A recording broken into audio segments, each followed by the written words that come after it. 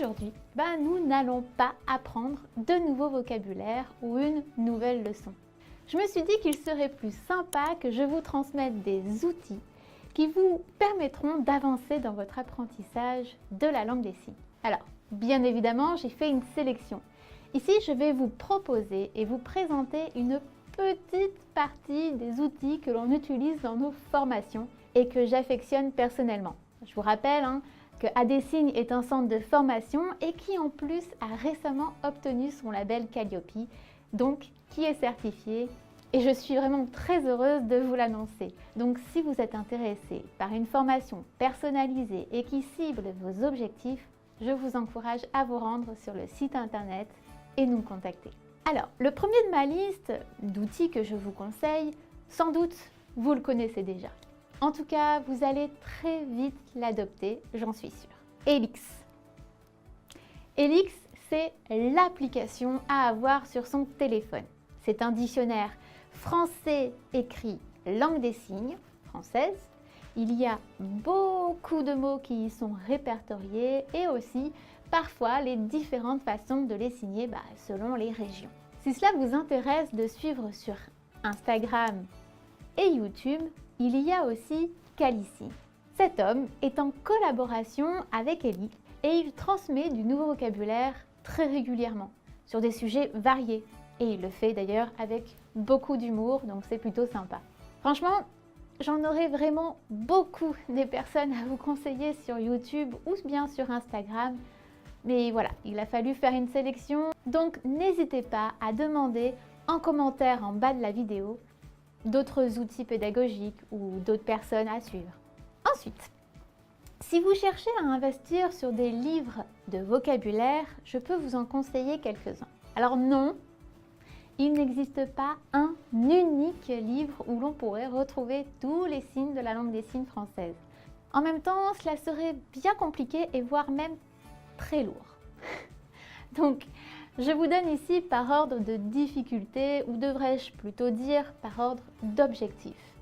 C'est-à-dire entre obtenir un enseignement de base pour faire par exemple du bébé signe ou du geste associé à la parole, ou bien d'obtenir un niveau seuil pour pouvoir discuter librement et avec aisance. Là par exemple, je pourrais vous donner en premier un livre qui s'appelle La langue des signes française de Olivier Marchal. Il est bien pratique car petit.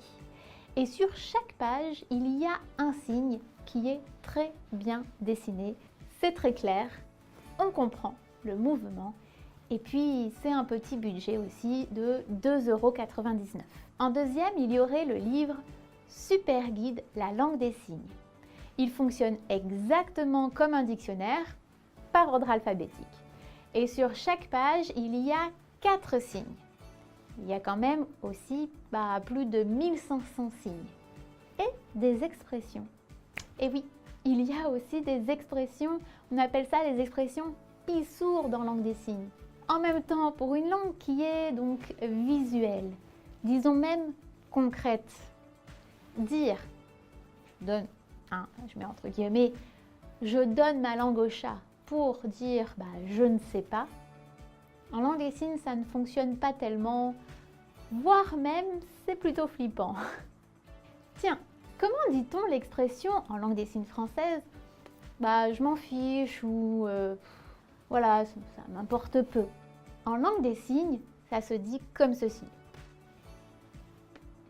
Ici, je suis en configuration 3 avec ma main active. Je prends mon nez, clairement, et je le jette en arrière. Et après, on vient un petit peu l'accentuer avec les joues que l'on gonfle et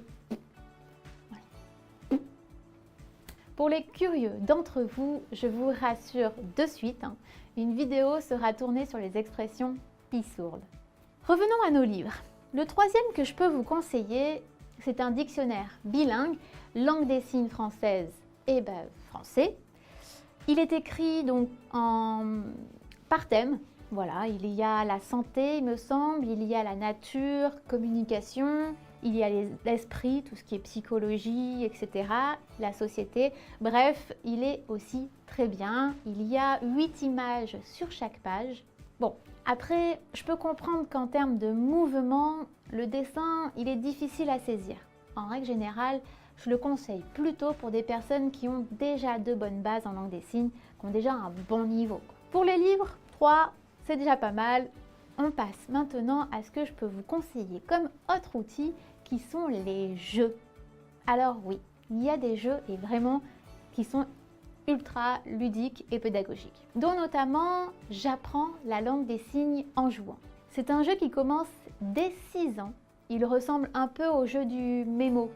Je ne sais pas trop si c'est comme ça qu'il se nomme le jeu, mais vous savez, celui où il y a des cartes, donc plein de cartes tournées, et il faut en retourner une et trouver la paire.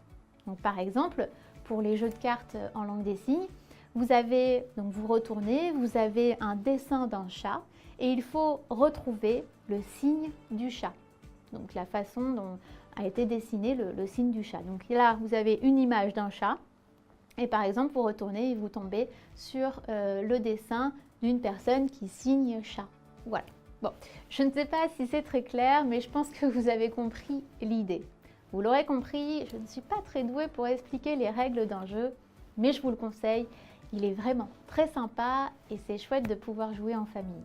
En plus de ce jeu-là, Elix propose aussi des jeux de cartes pour apprendre en s'amusant.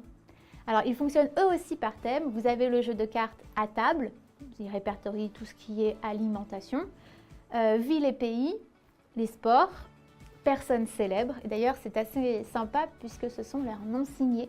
Il y a l'histoire sourde qui est indispensable à connaître lorsque l'on s'intéresse à la culture sourde et que on met les pieds dans la langue des signes. Donc forcément, ce jeu de cartes-là, il est vraiment très intéressant.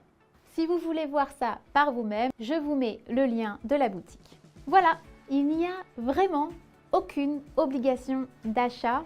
C'est juste pour vous donner quelques outils supplémentaires pour l'apprentissage de la langue des signes que on fait actuellement ici sur cette chaîne. Et parce que aussi ça m'a beaucoup été demandé, donc je me suis dit que ça pouvait être intéressant de vous faire cette petite vidéo-là. Et puis d'ailleurs aussi, dites-nous, vous, si vous connaissez d'autres livres de vocabulaire que vous appréciez et que vous voulez nous faire partager. Je suis moi-même toujours très curieuse d'en découvrir de nouveaux. Pensez à liker, le pouce vers le haut si vous avez aimé et abonnez-vous si vous souhaitez continuer à progresser et à pratiquer. Je vous dis à très bientôt et merci.